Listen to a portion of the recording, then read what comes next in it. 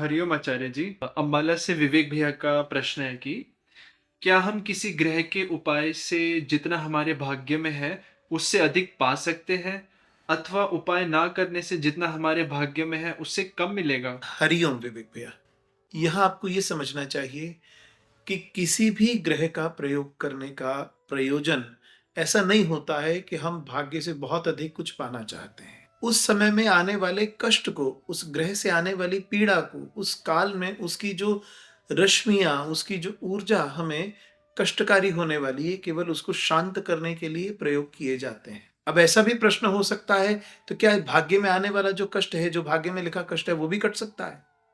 निश्चित रूप से कट सकता है, या आप ये कह लीजिए डाइल्यूट हो सकता है। ठीक वैसे ही जैसे मान लीजिए आपके पैर में मोच आनी है और हमें पहले से पता चल जाए कि विवेक भैया के पैर में मोच आने वाली है, और हम लोग आपको बोले भैया कल आप निकल जाओ वृंदावन और ब्रज की यात्रा करो नंगे पांव। अब पूरा अनुष्ठान करके जब आप आओगे तो निश्चित रूप से चरणों में तो आपके कष्ट होने ही वाला है।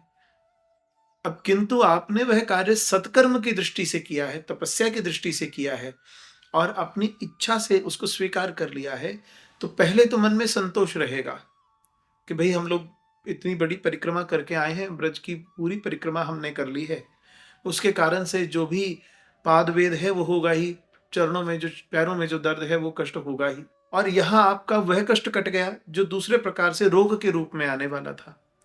रोग के रूप में आने वाले कष्ट से यात्रा करके प्राप्त हुआ कष्ट, दोनों का दर्द का अनुपात यदि बराबर भी होगा तब भी यात्रा का कष्ट आपको आनंद देगा। रोग से आया हुआ, चोट से आया हुआ कष्ट आपको मानसिक पीड़ा देगा। ये तो एक बात हुई। अब उपाय की, पूजा पाठ की, उस ग्रह के शांति का जो प्रयोग की बात है, वो ऐसा है कि उसके दुष्प्रभाव को थोड़ा कम किया जा सकता है, कुछ लंबे समय में बांट करके छोड़ा जा सकता है, और शुभ प्रभावों को बढ़ाने के प्रयोग किए जा सकते हैं। और दूसरा एक बड़ा विषय आपको बताते हैं, यदि आपके भाग्य में ऐसा लिखा होगा कि उस ग्रह से आपको जो पीड़ा आने वाली है, या उस ग्रह का जो शुभ फल आपके पास आने वाला है, किसी पूजा से, किसी अनुष्ठान से उसका लाभ आप प्राप्त कर पाएंगे, आप तो ही अनुष्ठान करेंगे।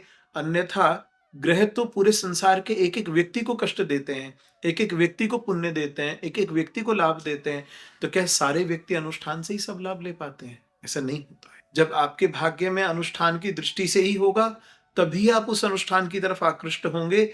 आपके लिए वो अनुष्ठान एक उचित आचार्य, एक उचित ब्राह्मण तभी कर पाएगा जब वह आपके भाग्य में होगा। यदि भाग्य में नहीं होगा तो आप अनुष्ठान के लिए भी नहीं आ पाएंगे।